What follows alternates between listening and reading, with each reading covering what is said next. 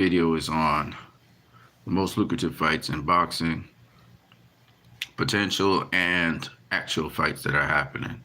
So we're going to talk about them, and you're going to find out something about this that's very interesting. So let's get to it. BBC, Canelo Alvarez versus Jaime Munguia, T-Mobile Arena, Las Vegas. This is going down Saturday, May 4th, 2024. For those of you who don't know, Jaime Munguia is Canelo Alvarez's mandatory through the WBO organization. And believe it or not, Diego Pacheco, who fought, I believe, over the weekend, he's next in line. Now, having said that, Canelo Alvarez also has David Benavidez, who's the next line to face him in the WBC. In the WBA, next in line to face Canelo is David Morrell. And in the IBF, next in line to face Canelo is a gentleman named William Skull. I don't really know who he is, but William Skull. Could always look into that. So anyway, the important thing is when it comes to PBC, Canelo Alvarez versus Jaime Munguia is a big fight. It will be a big fight this year. This is a fight that is upcoming. But having said that, staying at 168, there is a couple other big fights that could happen. And I believe this would be the biggest fight at 168 and probably, at 168. The biggest fight that possibly could happen at 168 would actually be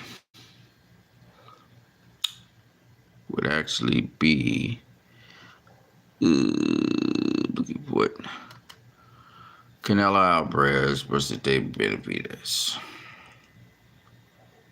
David Benavidez is the WBC interim champion and mandatory for Canelo Alvarez's WBC title. That's the biggest, most lucrative fight in boxing.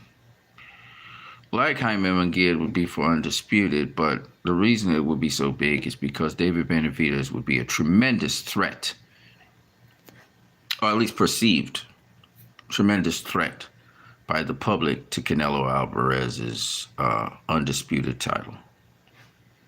It would be for undisputed. Now, why would it be such a big fight? Okay, let me explain. Mexican versus Mexican. Even if it's Mexican-American versus Mexican. David Benavidez is building up a bigger and bigger following.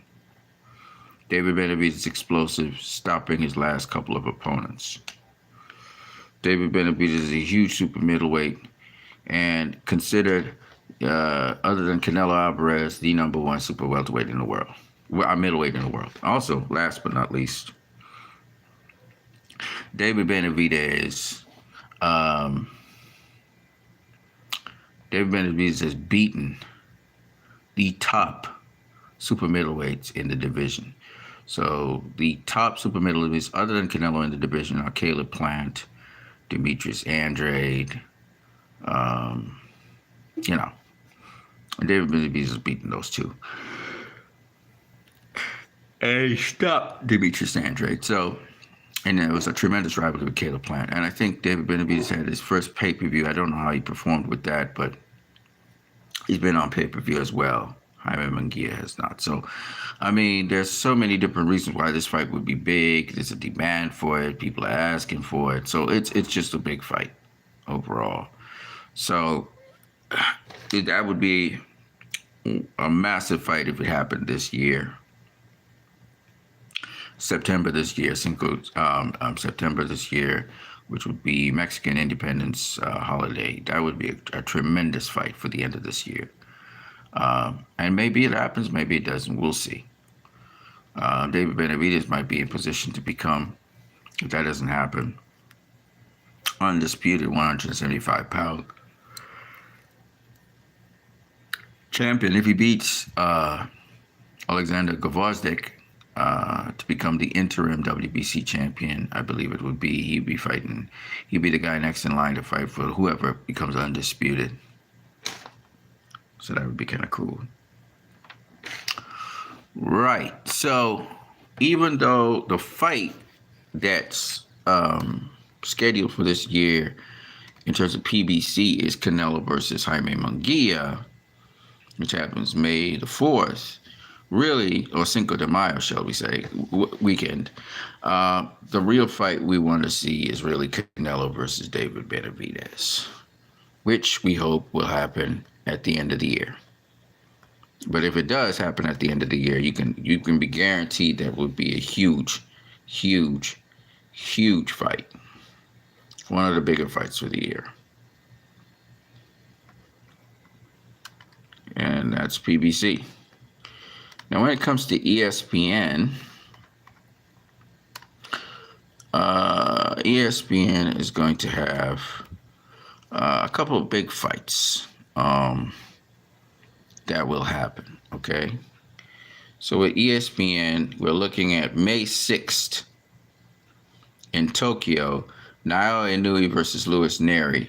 Now, because this is happening in Tokyo, and we're talking about the empire, or shall I say, Eurocentric, American-centric way of looking at the world, people don't think of this as a big fight, but this is actually a big fight, particularly for Japan. Inoue is a very big name there, and it'll be happening in Tokyo, Japan as well on May 6th. So just a little bit past Cinco de Mayo weekend. Inoue will be taking on Luis Neri for his undisputed championship, the Super Bantamweight Championship of the world. And then on May 11th in Perth, Australia, we have Vasily Lomachenko versus George Kambosos for the vacant IBF lightweight title. And that's going to be a huge fight in Australia. I think both are pay-per-view fights, but in their respective countries. And they will be shown on ESPN, ESPN+. So those are big fights. They're not as big as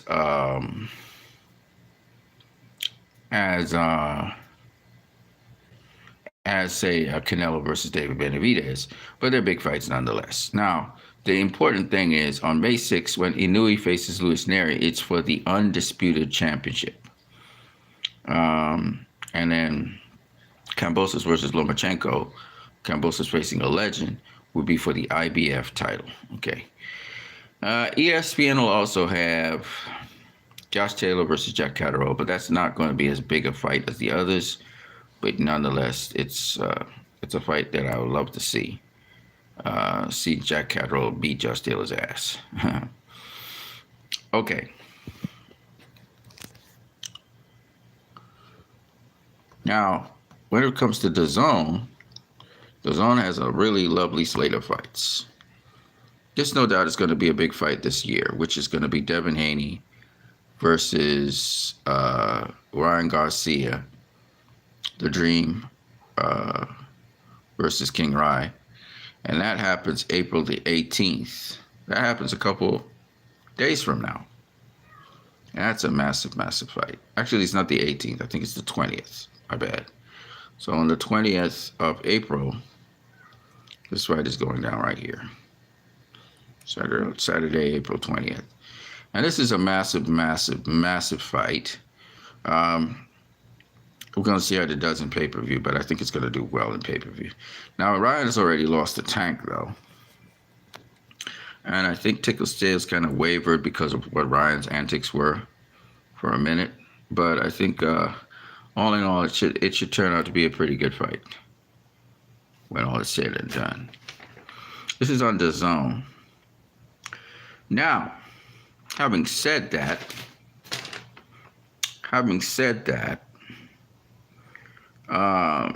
there are a couple super lightweight fights that are really good fights to have.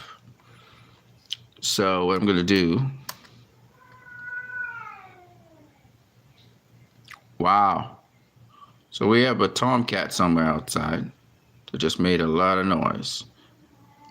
There it is, tomcat. He's making a lot of noise. Now, Subriel Mateus. Oops, my bad. Hold on one second.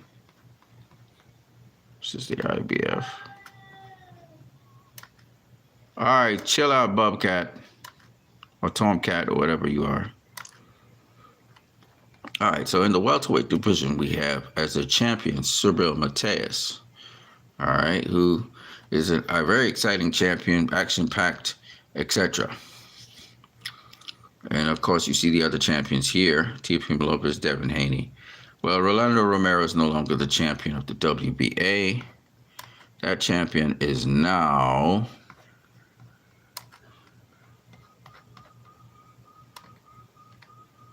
I know the WBA had their information correct. Is now Isaac Cruz, as you can see right here. Now, this is going to be a huge, huge fight if it ever happens. Okay, Isaac Cruz versus Subriel Mateus. Can it happen this year?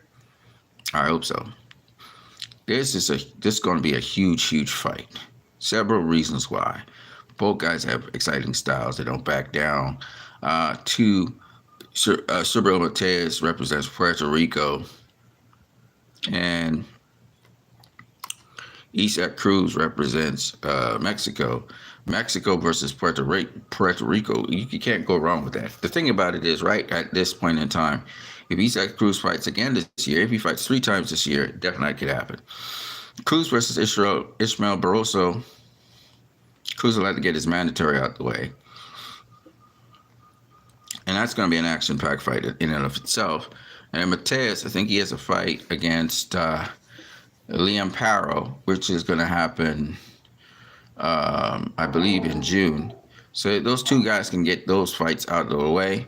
By the way, you can smash the like button. The like button is 3 dots on the right corner of the screen.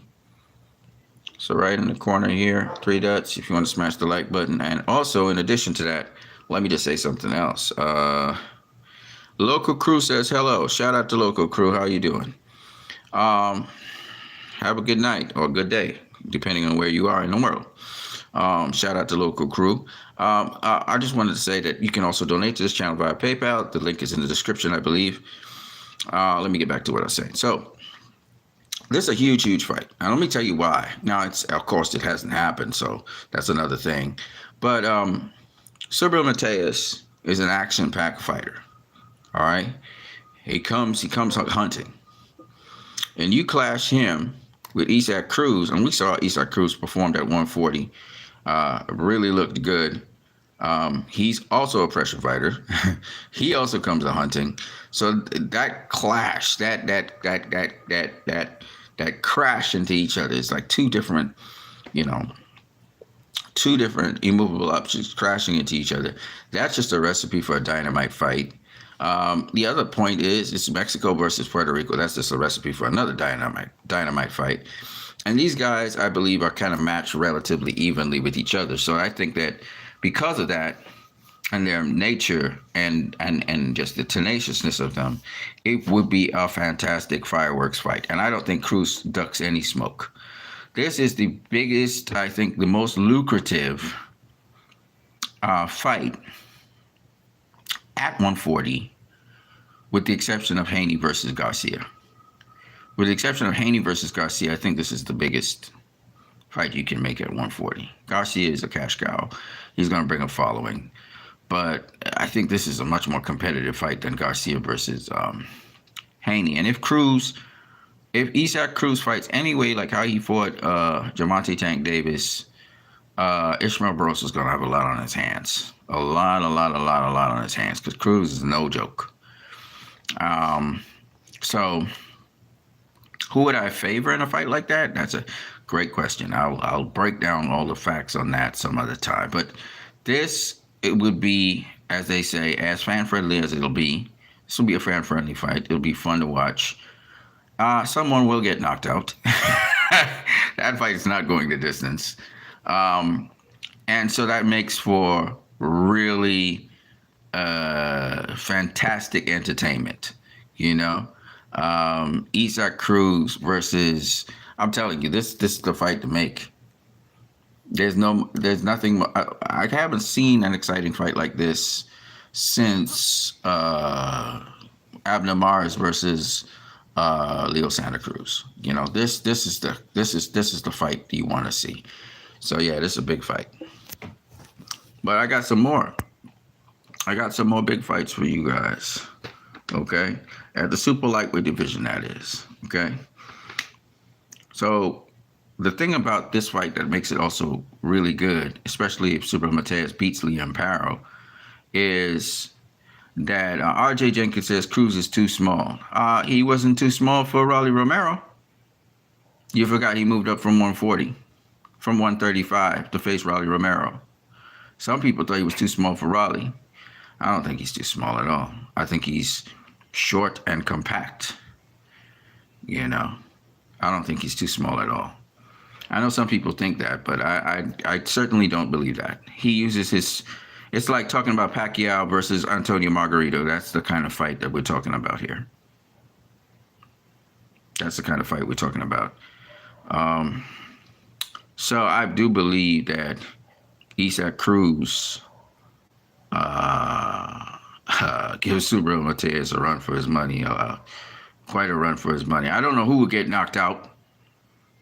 I can't predict. I think it'll be like a 50-50 fight, to be honest with you. And I'll tell you why. I believe that Cruz is going to be a problem for Subriel Mateus. I got to say it. I'm going to be real with y'all. Mateus get hit too easily. That tough guy thing is not going to work with Cruz. You can't just be a tough guy. And I do believe Isaac Cruz showed us, both in his fight with Raleigh, which he steamrolled, and with Tank, he can pivot. He can pivot. He can move. He not just a straightforward, come forward fighter. No, he's not that. And he fights a lot like Tyson. You know, he's a lot more elusive than you think. He not gonna just straight up and down go toe to toe with Subriel Mateus. And the thing about Subriel Mateus, unlike Isaac Cruz, is Isaac Cruz is fundamentally sound, defensively fundamentally sound. So he loves to rumble on the inside.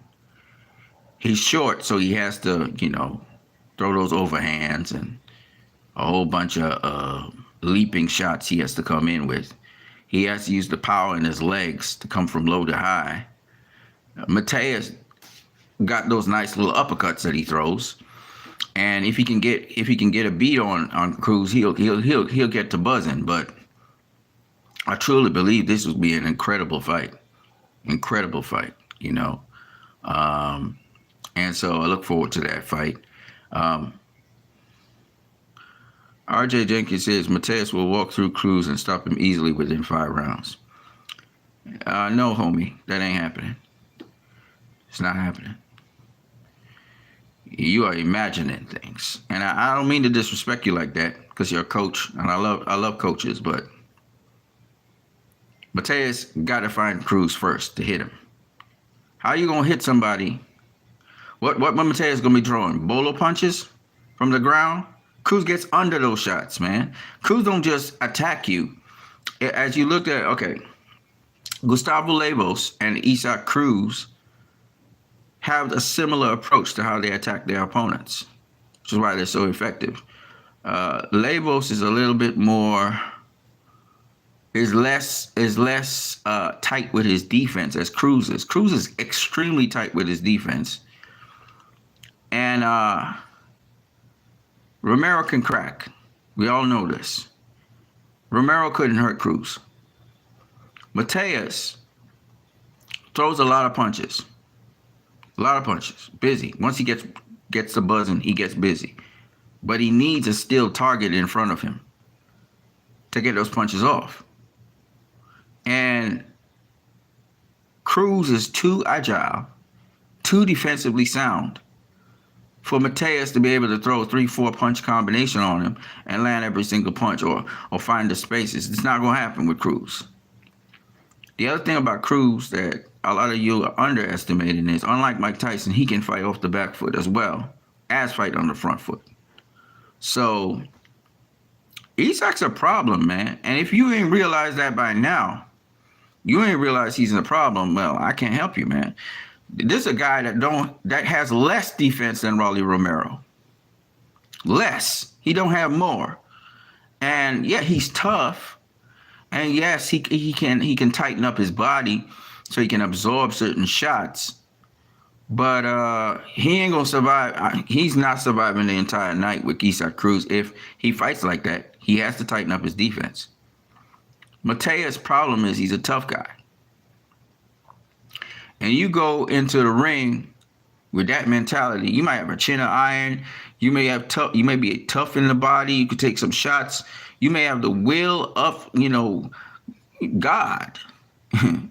But if you don't have the skill and the defense to preserve yourself, you'll get chopped down. Now remember, Mateus went life and death with Dadashev. He prevailed and Dadashev died. But Dadashev ain't nobody. Even Ergashev, who's a good fighter who quit on his stool, Ergashev ain't no Isak Cruz. The people who have been in front of Mateus are people who fought Mateus' game. Didn't have really the wrinkles. They had power. They were stopping people. They had some skill. Liam Parrow has some skill, but you can't just simply fight fire with fire. You have to have, again, it's amazing, but you have to have some wrinkles. You have to have nuance. You have to have the timing. You have to be able to know when to engage, how to counter, where you're going to do, what you're going to do after you counter, etc., etc. So telling me that Mateus fights like a man possessed, my friend, there's only so much will can do.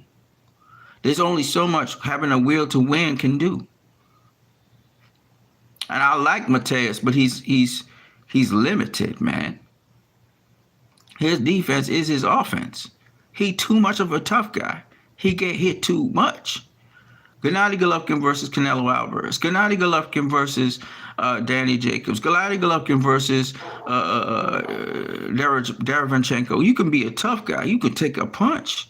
Nobody's saying no. Nobody's saying no. But that don't mean you're going to win a fight. Being a tough guy. And I truly believe Isak Cruz will make a hell of a fight of that fight. And I feel that fight's going to end in a knockout one way or the other. There's something called accumulation of punishment. And yes, if you're a well-conditioned athlete, you can make it to the final bell. But the punishment that Isak Cruz can deliver, and we've seen he can punish people. He punished Rolly Romero. He didn't drop him, but he beat the shit out of that boy. No disrespect, but he would beat the shit out of that boy. And y'all believe too much in Super Mateus. Y'all believe in the hype. What world champion did Super Mateus beat? I keep on asking these simple questions. What former world champion did he beat? He been fighting B-level, C-level, and D-level fighters. Where is the A-level fighter for us to say, okay, this guy, he belonged at the A-level. He hasn't faced any A-level fighters. People high off of Richardson Hitchens, and then we see him get challenged severely by a test of Gustavo Lemos. I knew who Gustavo Lemos was. Other people didn't know. Okay? No, he's a skilled, very, very skilled fighter. He can do a lot of things. All right? And I'm telling you, I ain't asking you, Isak Cruz is an extremely versatile fighter who, not extremely versatile, my bad. Let me rephrase that. He is a defensively responsible, very defensively responsible fighter for the style that he brings. And I'll always pick the extremely defensively responsible fighter over the fighter who has very little defense all day, every day. I don't pick Liam Parra over Subriel Matias only because of the fact that Liam Parra, he brings certain things to the table, but his defense ain't all that. He gets hit, and he gets hit quite a lot. He's tough. I'm not saying he don't have skill. I'm not saying that he don't bring certain skill sets to the table, but it's not enough for what he wants to do. And he don't look like he's sturdy enough to handle Matias. Regis Prograis, on the other hand, I can see Regis Prograis handling a Matias. I can see Isaac Cruz handling a Matias. I can see a Teofimo Lopez handling a Matias.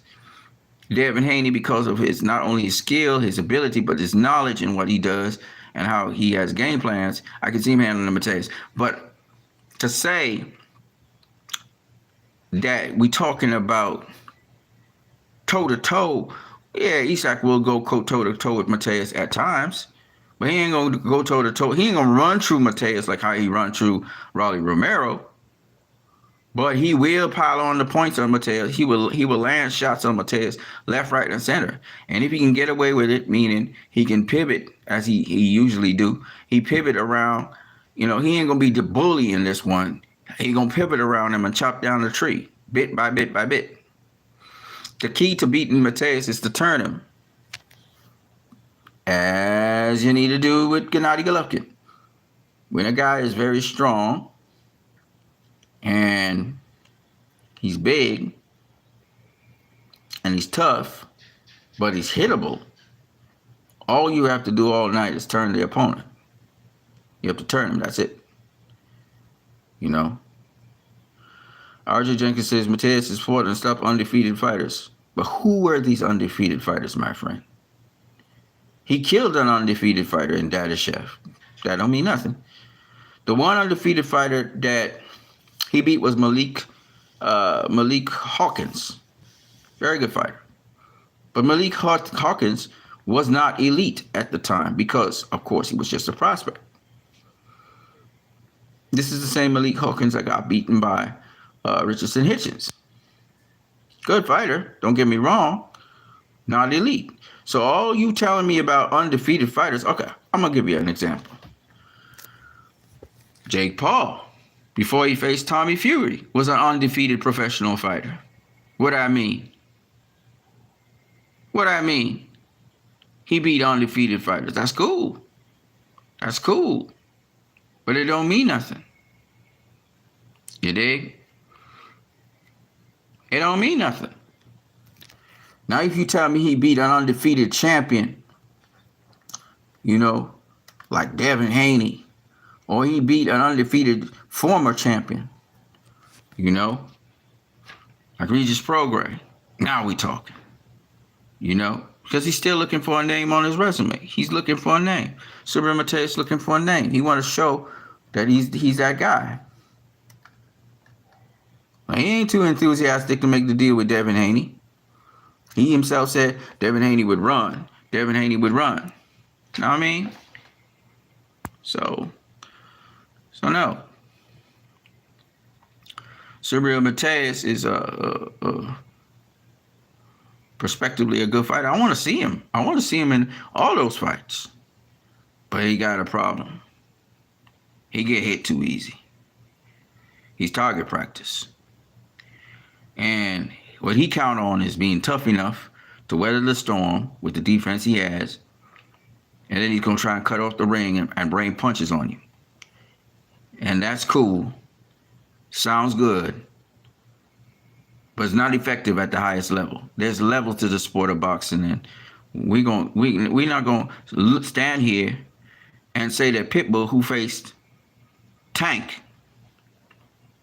okay? They faced Tank, and Tank couldn't stop him. We're going to now turn around and say, oh, Matias gonna stop him though. No. You don't fight Tank and not get stopped. All right.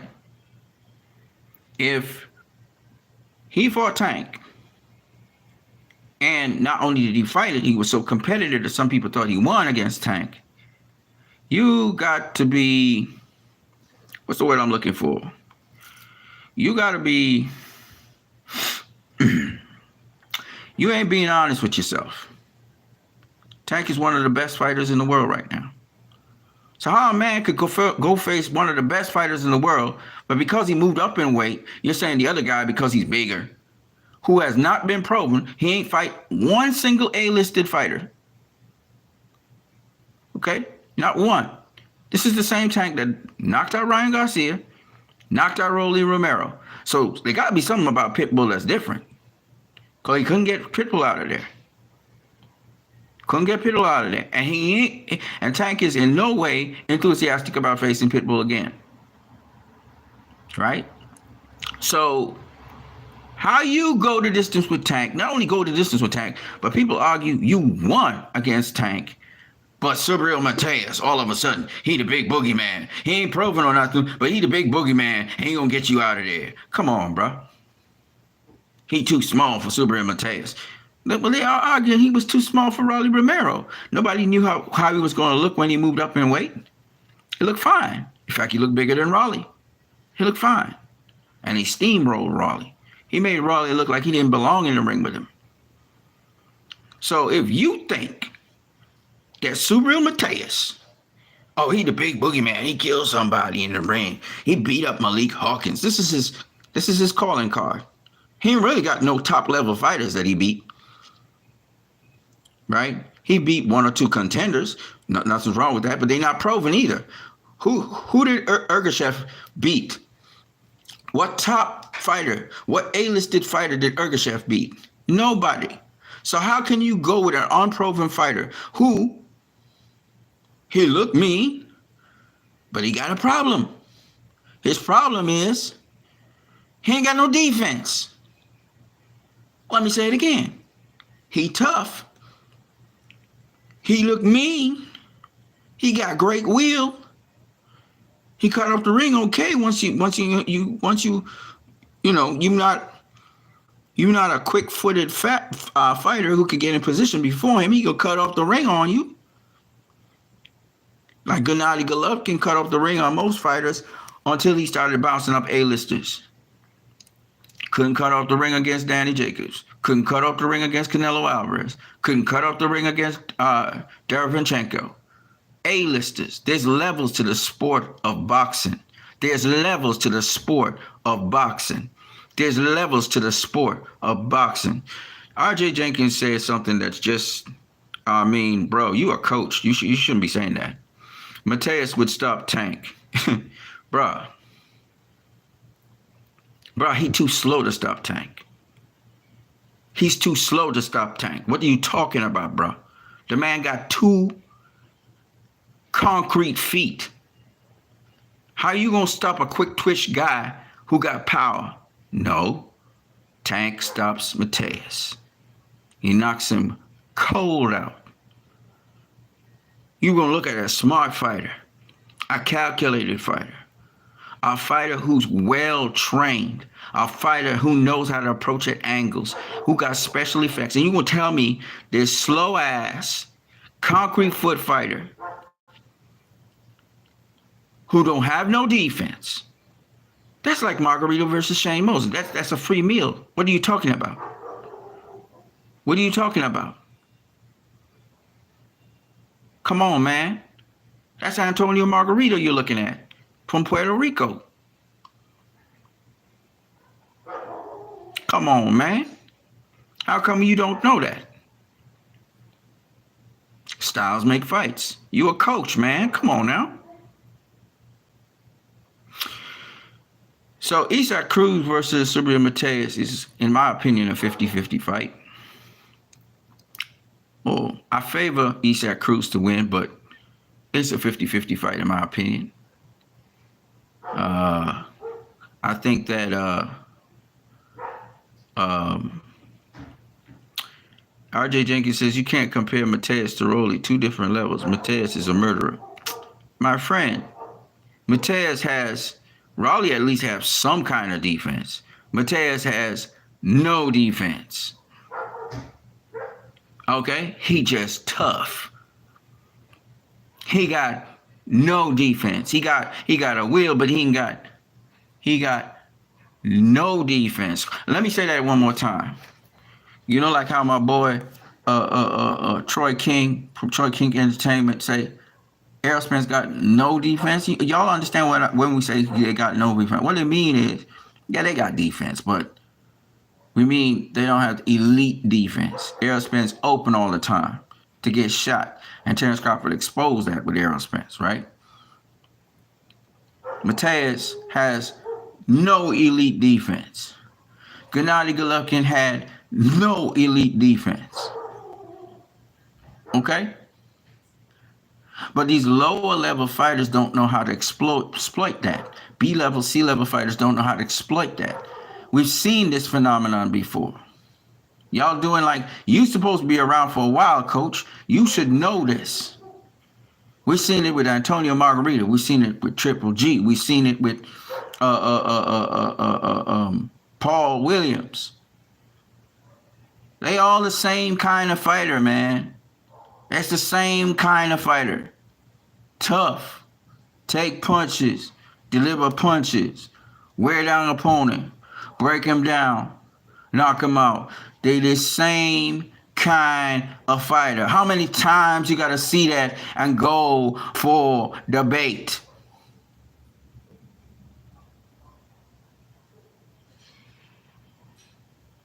Now, Richardson Hitchens showed us he'd have problems with that because his defense has been proven to have holes. He has a holy defense. He stepped up in competition, and it was proven that the defense that we thought he had, he didn't have. Right? That's why you need to step up in competition. Now, he was calling Gustavo Lemos a guy that fought nobody. He didn't realize Gustavo Lemos was training to deal with that situation. He had preparatory fights for the situation. He had fought fighters like Richardson Hitchens. He didn't understand that. See? Now, how are you going to take... You're going to take a thoroughbred horse and race it with a donkey. And you telling me the donkey going to beat that horse. Thoroughbred racehorse. Yeah, he going to beat him. If the thoroughbred racehorse is dead, yeah, sure. You got to think about the levels in the sport of boxing. That's why who you face and who you beat is so important. That's where you get your experience. That's where you get your knowledge. So to tell me that Richardson Hitchens can just jump in the ring and beat Devin Haney is to skip a couple of steps. And to tell me there's no levels in the sport of boxing. It's not that Richardson Hitchens don't have the skills to beat a Devin Haney. That's not what we're saying. We're saying he don't have the experience to beat a Devin Haney. You see, that's the point. So, with respect to Haney and Lopez and Pitbull and Tank and Shakur and all these other guys that we talk about, these top level guys, you got to understand, when a guy's been a world champion multiple times,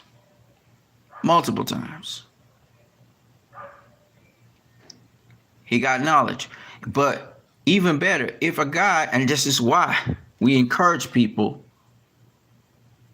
to fight the more experienced fighters, to fight the best of the best, because that's where you get your information from. Yes, you're training and you have the theoreticals and you have a game plan, etc. But the actual nuances of fighting, you learn by getting in the ring in a real situation with real fighters. Canelo gained a lot by fighting Floyd. You know? And that's what David Benavidez is being deprived of by Canelo not facing him.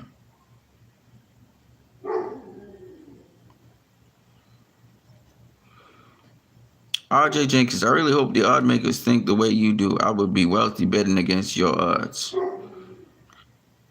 You know, you got lucky with the Tim Tszyu versus Sebastian Fundora fight.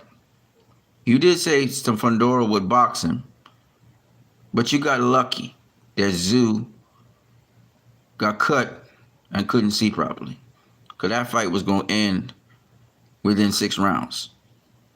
Tszyu broke Fundora's nose in, I believe, the 2nd round of that fight. That fight was going one way and one way only, to a knockout. But boxing in its glorious ways sometimes has these things happen. You understand? So, it just so happened that's how that went. But one thing I can tell you is, in terms of Mateus versus Cruz, Tio, Haney, Antoine Russell Jr., who don't got the experience, but he got them tools. He got them tools. He need to sharpen those tools, and he need to fight a little bit more. Antoine Russell, I used to say Richardson Hitchens, but he ain't ready yet. Them kind of guys. Even Tank. Regis Prograis. That's another guy.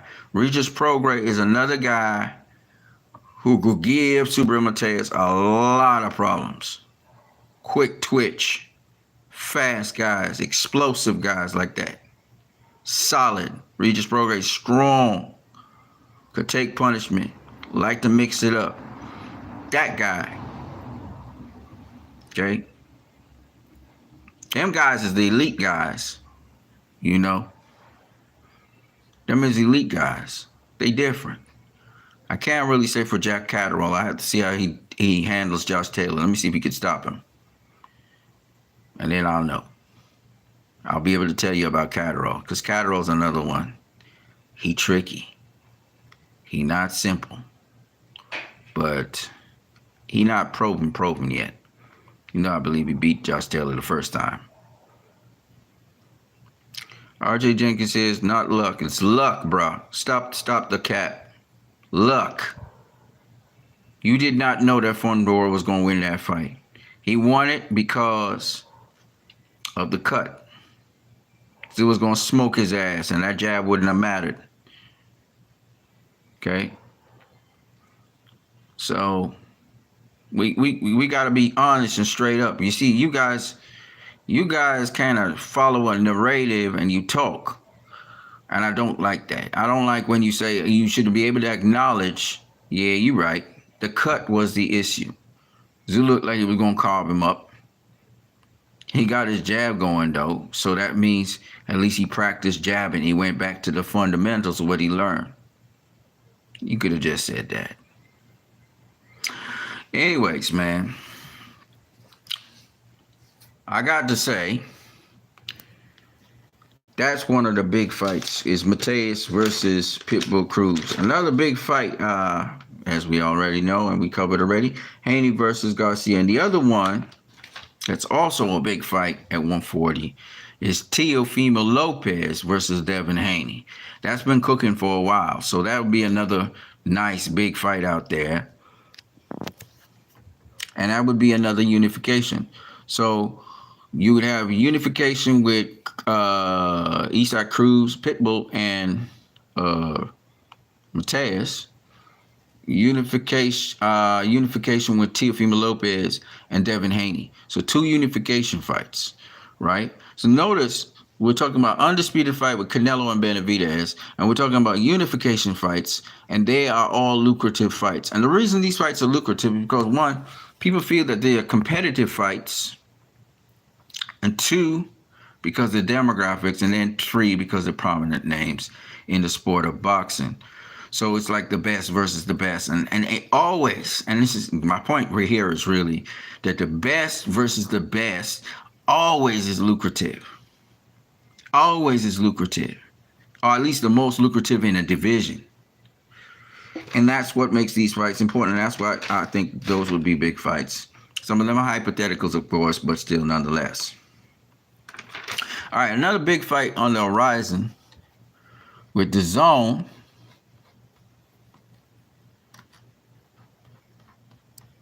See if I can scroll it down here. I'm on DAZN's website, obviously. There we go. Come on, zoom in. My phone's giving me trouble, but that's all right. I don't know why it don't want to zoom in at certain times. The rematch for Taylor and Catterall is big, but I don't think it's that big. But we'll see. Mateus and Paro is going to be a good fight. That's going to be a good fight. But I don't think it's a big fight. It's big in Puerto Rico. It's going to be big in Puerto Rico, but I don't know. The other one, this is a good one. I don't know how big it will be, though. That's the only thing. Is, well, they not, this fucking thing don't want to. God damn it. Okay. Yes. Juan Francisco Estrada versus Jesse Bam Rodriguez. That's going to be a hell of a fight. I don't know how big it will be, though. Be on DAZN, though. So I don't know if that'll be a big fight. But let me give you all another really good fight to look out for. And that'll be on DAZN as well. If Canelo was to face Jose Ramirez at cruiserweight for the cruiserweight title, then that would be a big fight right there. So Canelo versus Gilberto Ramirez versus Canelo for the cruiserweight title of the world. That'd be a big fight. That's Mexican versus Mexican again. So that would be another big fight. Yeah. All right. And then on, this is DAZN as well, and I'm surprised I don't see it. Tyson Fury versus Alexander Usyk. That's going to be a big fight. That's a big fight. That's happening in Saudi Arabia. Another big fight that, and lucrative fight as well, would be Tyson Fury versus Anthony Joshua if Tyson Fury were to beat Alexander Usyk and Anthony Joshua were to continue winning. But that's a massive fight on home soil in the UK. But even if Tyson Fury was to lose to Usyk and face Anthony Joshua, that's a big fight in the UK. That's a lucrative fight in the UK. RJ Jenkins says Tio is the only one that has the ability to beat Mateus at 140. Psst. Sometimes, brother, you know, I understand your opinion. I hear you. But I don't agree with you. Let me put it to you that way. Okay? You got to look at, yes, styles make fights, but you also got to look at the, you have to look at the abilities of fighters. Now, if a fighter, Tio has quick twitch muscles, Haney has quick twitch muscles, Tank has quick twitch muscles, Shakur, here's the problem with Shakur. Shakur tries to run around the ring sometimes too excessively, stay as far away from the power as possible. So that would be an ugly fight to watch. Mateus would be swinging and missing and trying to catch. It'll be about try to catch me. Catch me if you can. Okay?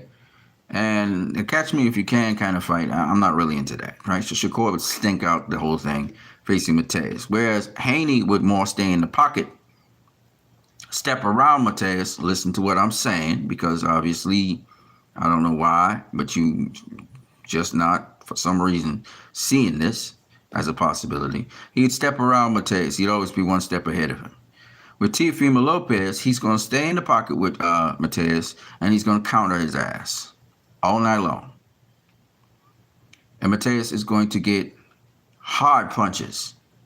He's going to get countered with hard punches because Teal loved that. He loved when you come into him. Haney loves it too, but Haney is going to be more aggressive. So Haney's going to tend to... Haney does a whole set of things, okay? Haney don't have to move all the way around the ring. Like, you don't need to have a big ring with Haney. Haney can step around you. He can roll under you. He can roll in. He can roll out. He can dip. He can change levels and shoot from low to high. He can do all kinds of things. Haney's very, very, very versatile. And when he's ready, he can tee up with you on the inside. All right? He has a hell of a jab as well. So Haney's a guy that is not easy to read. And a rock'em sock'em robot that you chain up and you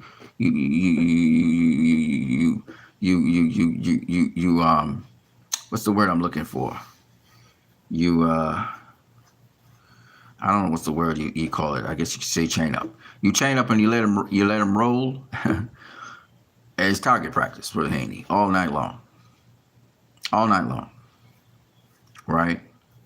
Prograis, people predicted Prograis would knock out Haney or whatever. Prograis looked like he was a sloth compared to Haney, and Haney was just beating the shit out of him, right? What do you think he's going to do to Mateus? Mateus is not a better fighter than Regis Prograis. He's just not. How is Mateus going to cut off the ring against a Devin Haney? I mean, how is he? First of all, is he even going to get the opportunity to cut off the ring? If Haney decides he wants to fight in the center of the ring, it's going to happen like that. If Haney wants to push Mateus back, it's going to happen like that. Right? Because Mateus is going to get hit at odd times with punches. He's not seeing some of them. He's not seeing some of them. I mean, it's the speed Haney has. It's the footwork. It's the angles. Bruh, Haney brings so much. He going to make Mateus look like a... See, it's like Bivol versus Beterbiev, except it's going to be worse. It's going to be an ass whooping. Okay? He going to drop Mateus probably a couple of times because he's just so quick. Mateus is not even going to see the punches coming, and the punches you don't see hurt the most. I mean, it's like... please, R.J. Jenkins, please stop talking like that. All right, Haney dropped Regis Prograis. Okay, and Regis Prograis got a chin. He got a beard, and we saw it against Josh Taylor, who's a puncher. We saw Regis Prograis against that guy from Eastern Europe who was a puncher as well. All right. Prograis, the guy that Terrence Crawford, the guy that Terrence Crawford beat, he beat in a shorter time. Prograis is quick, he's sharp, you know, he got good footwork and everything. The problem with Prograis is he met somebody faster, quicker, sharper, better. Just better footwork, everything. Okay? Mateus, so stop it with Haney don't got no power. If he ain't got no power, he wouldn't have dropped Regis Prograis. Okay? And the only other guy that dropped Regis Prograis in his entire career is the guy that he faced before Haney, and that guy was a power puncher himself. But that guy didn't want to take the risk of fighting Regis Prograis toe-to-toe. So he started boxing him. He dropped Regis in round 1. Regis whooped his ass and dropped him in round 7, I believe it was. So, you know, let's stop with the bullshit. All right? Haney got power. He's always had power. Right? And Haney now, he's bigger. He's stronger. I predict he's going to stop Ryan Garcia.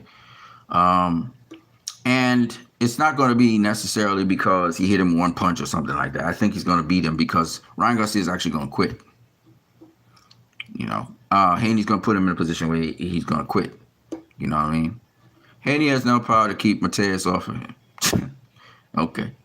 Bruh, sometimes I'm astounded that you can't see what I'm saying to you. I'm astounded. You're supposed to have a boxing mind. You're supposed to have a boxing brain. You're just kind of talking here. You're so sold on Mateus, who hasn't done shit in boxing, that you actually believe Mateus is now going to have the greatest feat in the world to cut off Devin Haney in the ring. How's he doing that, first of all? First of all, Devin Haney's not going to use the entire ring. He's not going to do that. He's going to fight Mateus toe-to-toe, almost. He's not going to be directly in front of him, but I'm saying in and out, toe-to-toe, kind of like that. Like how he's done with Kambosos, like how he did with Lomachenko, like how he did with Regis Program. All right, he's going to turn Mateus, and he's going to whoop his ass because he got no fucking defense. He's going to be walking in the shots. He's going to get dropped. He's been dropped before. He's going to get dropped again and again. Haney going to stun him a couple times. And if Haney decided to come with the viciousness that he got, Mateus might get stopped by Haney. That's what I'm saying. Because, again, it's boxing, y'all. It's not tough man contest. And y'all I can't even believe a coach is buying into this hype like that. I don't care if Mateus got steroids in his system. He gonna get beat up. And he can take a punch, so good. So they go beat on him like a drum. If it's gotta be for 12 rounds, no problem. Because Haney don't tire. Haney, you're not gonna go to Haney's body. Haney gonna go to yours. You ain't gonna go to his. So all those body punches that Mateus was doing, he gonna be hitting the air. And he gonna pay for every shot he issue out. Cause there ain't gonna be nobody standing in front of him for the entire night. And Haney always gonna get in position before he does. He always gonna be a step ahead. This is chess, not checkers, bro. This is chess, not checkers. How come you as a coach can't see that? All right. Mateus has a better chance with Isaac Cruz than he has with Haney and that he has with Teal. He got a better chance of winning that fight with Isaac Cruz. You know what Mateus said? He said Haney liked to run. You know what that's an acknowledgement of? I can't catch him. I can't hit him.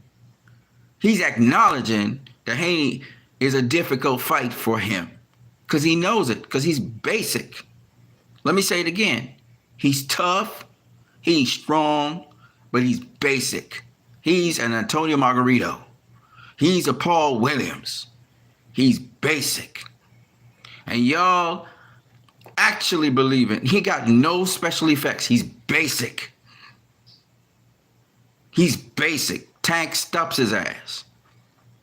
Teo might stop him. I don't see that past Teo stopping him. Because there's only so much willpower you can have.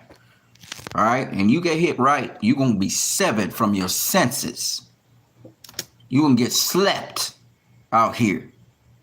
This is not a sport for tough men. They don't last. They don't last. You better have some defense. All right? So telling me Haney don't have power, that's illiterate, man. That's illiterate talking. That's like saying Alto Bevo don't have power to keep him honest. It's me versus you. Let's see who's right. Me versus you. I already bet you on the Bevo versus Beterbiev. I know Bevo's gonna win. David Benavidez, who sparred Bevo nth times, said he got Bevo winning that fight. He got too many tools. So you go with, I can't even believe you're going with this. You're going with a tough guy, strong will. Bruh, it takes more than that to win fights consistently and be the very best. It takes more than that. I admire Super Mateus, but he's a completely limited fighter. He limited. But I don't want to tear him down. Because I want him to get in those fights. I want him to come to the realization he will need defense. Because that's the thing he don't have. You understand? But it's still a big fight. Him versus Pitbull. But any day, any time. The guy with defense, who know what he doing in there, I favor him over the guy without defense. I'm sorry. That's just how I look at it.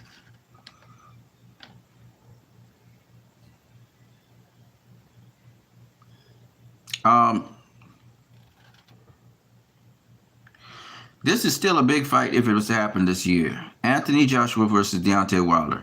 Now, it's big because of the names. It's not really big so much because of where these guys are at. It'll still make some money. It could be a big fight this year. We said Fury versus Usyk. We said Fury versus Joshua. And then this is a big fight. This is a big fight. And it's worth it.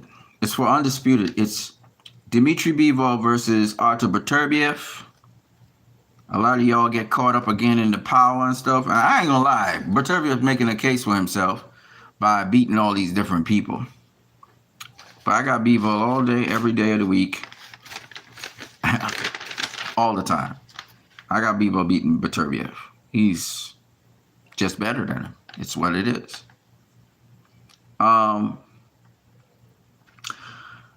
Now, I don't know if this could happen this year. I don't see why it won't, because Bivol versus Beterbiev happens, I think, somewhere in June. So why not the winner of Beterbiev-Bivol versus Canelo? That's another huge fight for the 175-pound title. Or the winner of Bivol versus Beterbiev versus David Benavidez, providing David Benavidez can get past Alexander Gvozdek. That would be a hell of a something right there. Those are big, big fights at the light heavyweight division. Those are the biggest fights you can have at light heavyweight. At middleweight, there's not really that much big fights, but you throw Terrence Crawford in that mix, suddenly the fights get big. Let me tell you what I mean. Terrence Crawford versus the 40-year-old Arislandi Lara. Now, I don't know how possible that fight could happen, but that's a nice fight. I know Lara's a little bit over the edge in terms of age, but guess what? We know that Lara's going to face Danny Garcia. That's the fight they wanted. He had to get his mandatory out the way. He did. So Lara versus Danny Garcia, that's going to be a big fight. That's a big fight right there. I guess it's going to be on the undercard of probably Tank versus Frank Martin. Might be. We'll see.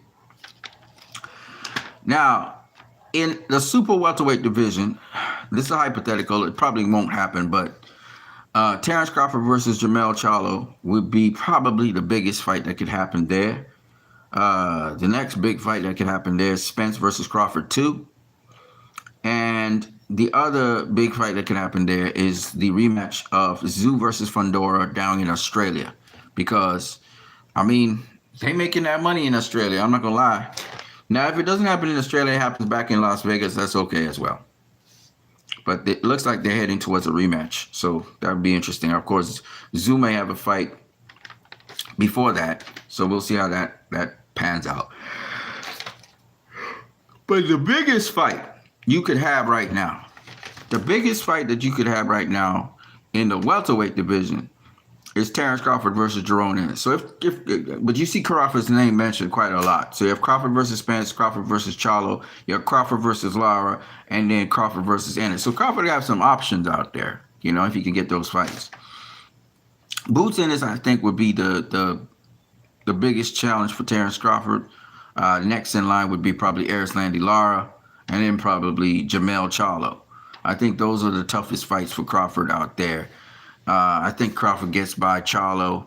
I think he gets by Lara because Lara's old, even though you never know. But I think Crawford beats him. Jerome Ennis, though, I'm not sure what would happen in that fight. I favor Crawford because of experience, but I really can't say. It would be the young buck versus the old guy. So that would be an interesting fight. And I think that's a very highly demanded fight. A fight in high demand. And not only that, but also it would be for undisputed. A third time Crawford could become undisputed. So that would be history right there as well. So that's a good fight. And I heard Crawford reach out to Jerome Ennis to say, hey, just get Spence to do step aside. Talk to Al Heyman and see if you can make the fight happen. So that's a possibility. You never know. And we know that Crawford's talking about facing some Eastern European guy for the WBO and WBA titles. That's cool, but, you know, I think the Ennis fights, it rings better. I think it's better. It's a much more highly skilled fight. It's a fight that people want. So Crawford would make a lot more money. I think a significant amount more money, even though people are saying Boots Ennis hasn't really sold out arenas and stuff.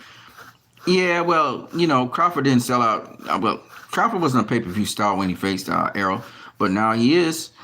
So, you know, just give Boots the chance, man. Give him the chance. It's definitely a big fight because, again, Jim Lampley so correctly said, and I agree with Jim Lampley on this, it's about the potential for the person to be a threat to you. That's what makes big fights big fights. When people say, oh, this guy's a threat, you know, And that's what I think about that. All right, so I think we covered almost everything. The only division we haven't talked about was the lightweight division. All of these are, oh, no, actually, we talked about Loma versus Kambosos. That's a big fight because it's happening in Australia. Um, I don't want to say too much about the Kambosos versus Loma, except a lot of people are thinking Loma is just going to beat Kambosos. And I'm telling y'all, listen, I'm telling y'all, do not count out Kambosos.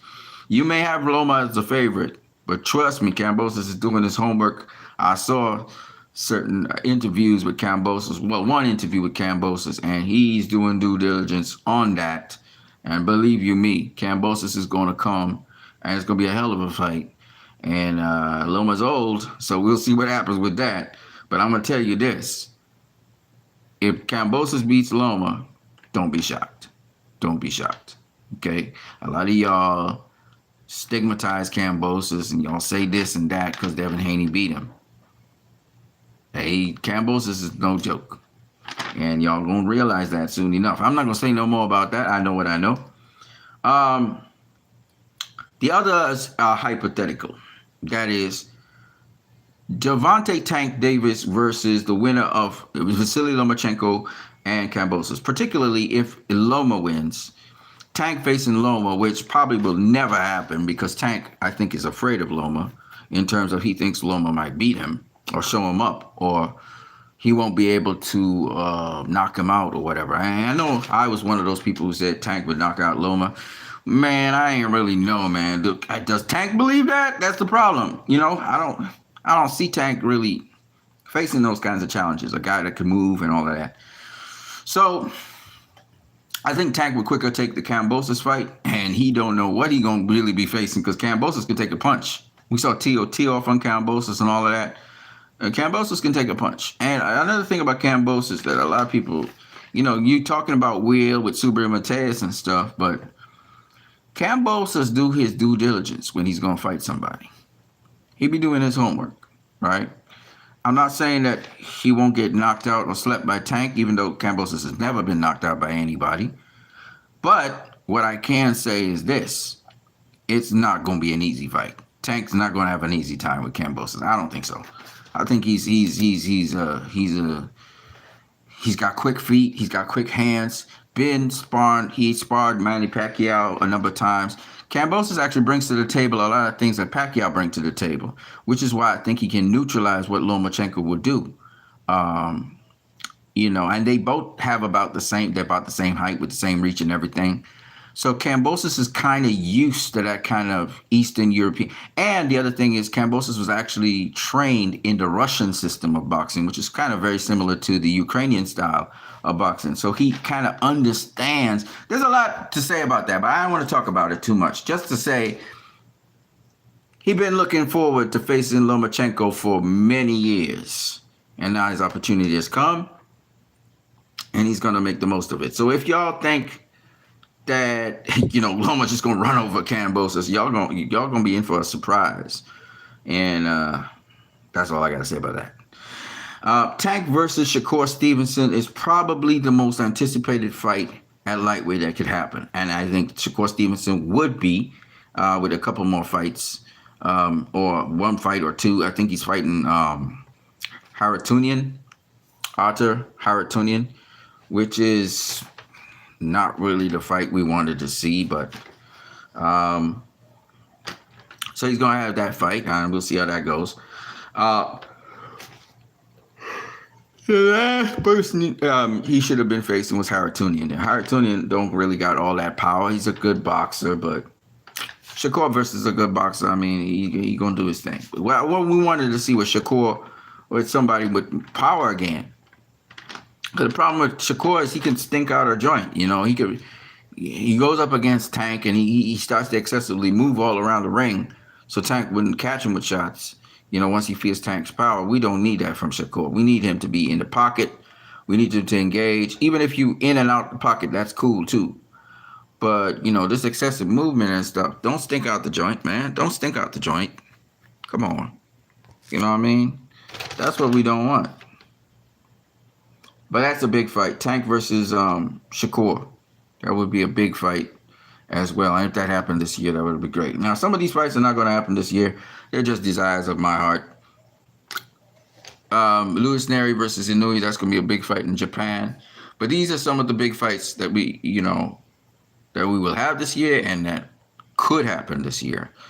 I ain't going to talk about the circus act, so you can forget about that. I'm talking professional boxing only. I am not talking about exhibitions or other circus sideshows that are going on. I don't really care about those things. I don't care how much money they make either. I'm one of those guys. I'm not purist or anything, but it's just that, I'm tired of the circus stuff. The circus stuff, right? Even what Ryan Garcia is doing is kind of circusy. You know what I mean? Now, the thing with these fights is this, and a lot of people don't get that. And I think, for me at least, if these fights happen, some of them, or somebody's going to lose, somebody's going to win, okay? The thing I'm going to give people props for from here on in, as a fight fan, is the fact that they make the fight happen. So when Raleigh made the fight happen with Isaac Cruz, I got to give Raleigh props for making the fight happen. He could have, he actually didn't have a choice. He was between a rock and a hard place because he would have to have rematched Barroso. That was the other option. Or face Ryan Garcia. Oh! I don't know if this will happen this year, but there is a fight also that's probably going to be very lucrative. Raleigh Romero versus Ryan Garcia, if it happens this year. You will say it's the battle of the clowns, probably, but at the end of the day, that's a money-making fight. I can guarantee you that. And Raleigh Romero's that kind of guy who he has a certain persona. Ryan Garcia has a certain persona. So that fight will make money. I would say it's a step above, or maybe 2 or 3 steps above, a YouTube battle, but nonetheless. Because it's like a celebrity boxing. It's just kind of like it's going to be like a real entertaining fight, but yet at the same time a sideshow. And these two should have rumbled a while ago. So to see Raleigh Romero versus Ryan Garcia, probably at welterweight instead of super lightweight, so because they're both big, would be probably a good fight out there as well. Yeah. If you guys have any other suggestions for fights coming up this year that you think could be lucrative, or prospective fights that could happen this year that could be very lucrative, speak to me. Talk to me. But what I will say to you guys is this, though. This is what I'm going to say. I will say that when you look at the fights this year that I'm talking about, it's again the best versus the best. Tyson Fury versus Alexander Usyk for undisputed. These are the big money-making fights. They're the exceptions to the rule, but nonetheless. Bivol versus Artur Beterbiev for undisputed. Right? Canelo versus David Benavidez. The best versus the best. Who we got here? Who else we got here? Charlo versus Crawford. The best versus the best. Crawford versus Ennis, the best versus the best for undisputed.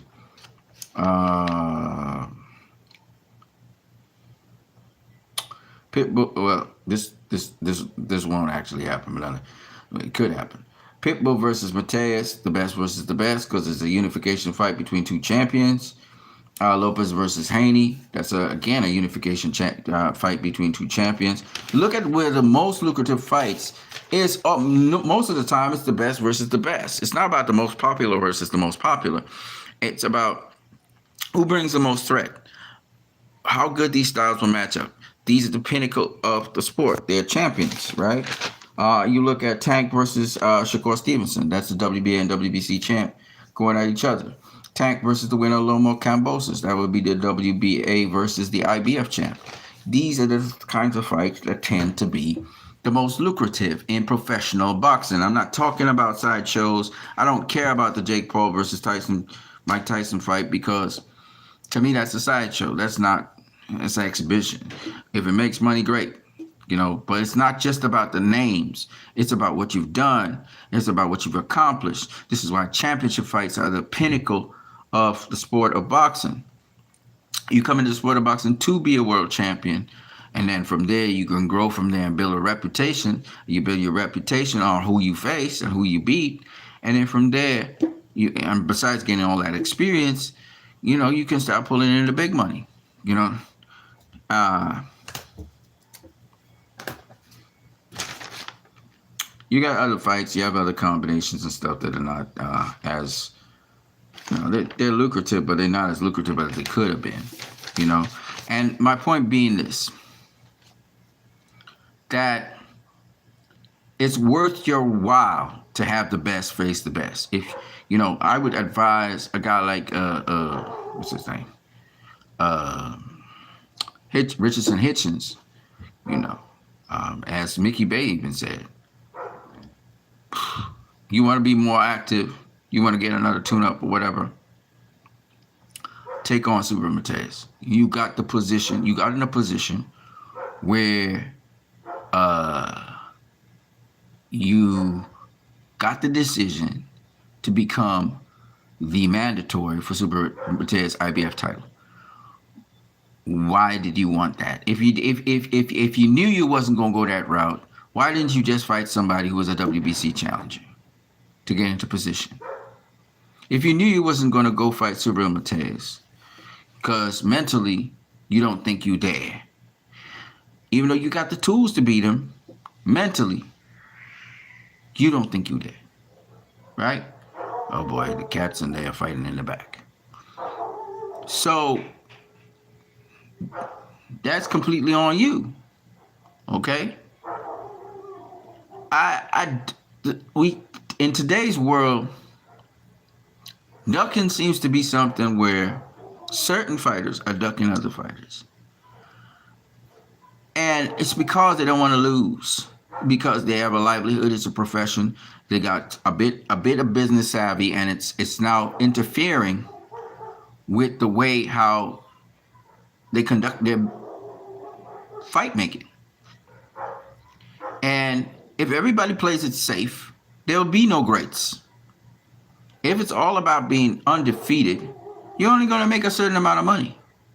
You see, the biggest fights in the sport of boxing involve the people at the highest levels, the so-called best in this sanctioning body and the best in that sanctioning body, facing each other.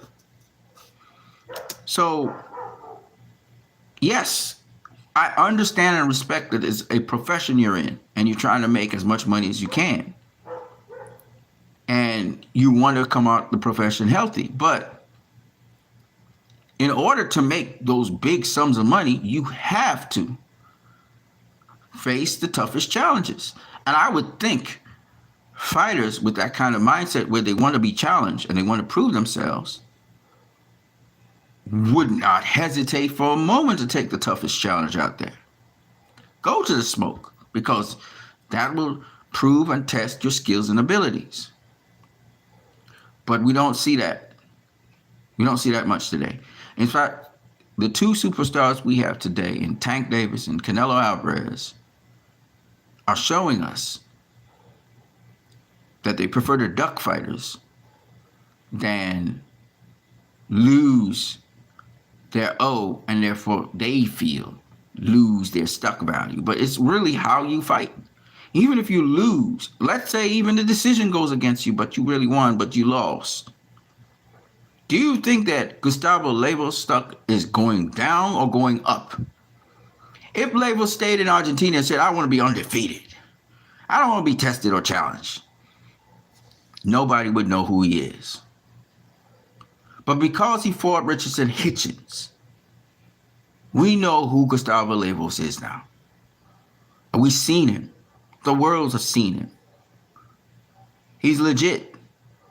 And we want to see him again. And that's how you make the big money. You fight a fight, you fight your heart out. You lose. But you fought your heart out. You gave it a good fight. Caleb Plant got stopped by Canelo.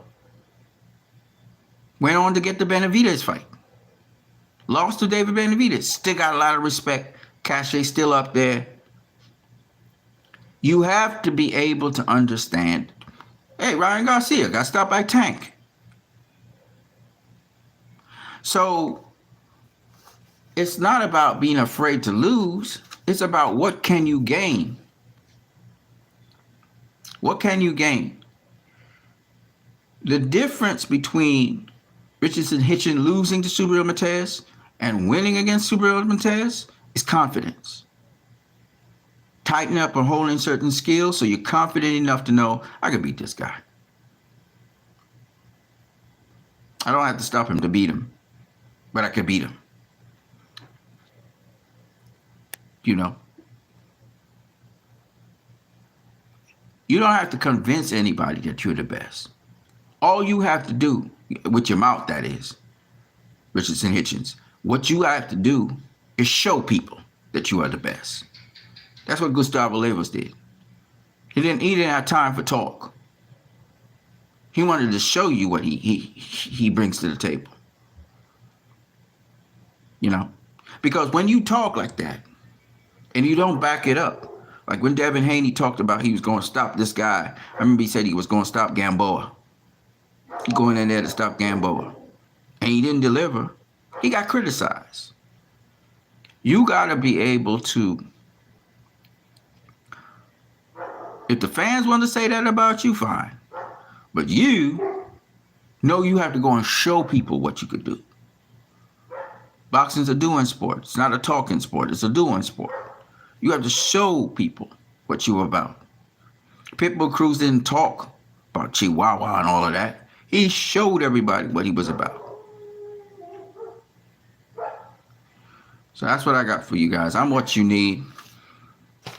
These are the most lucrative fights. And again, the most lucrative fights in boxing are generally about the best fighting the best. So don't be afraid to face the best. Don't be afraid to face the best, Canelo. Don't be afraid to face the best, Teofimo Lopez. Don't be afraid to face the best, Tank Davis. If you don't, nobody can call you the best. You got to beat the best to be the best. So in my book, Tank is not the best. The best right now is between Teo and not even Teo. It's Devin Haney.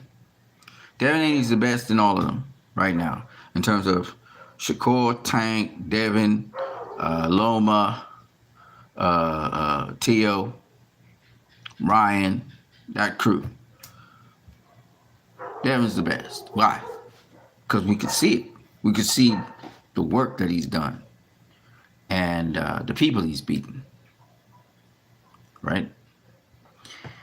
But having said that, if Devin, for example, doesn't face Matias, if Devin or whoever is the IBF champion, if Devin doesn't face Teofimo Lopez, if he doesn't continue what he has been doing all along.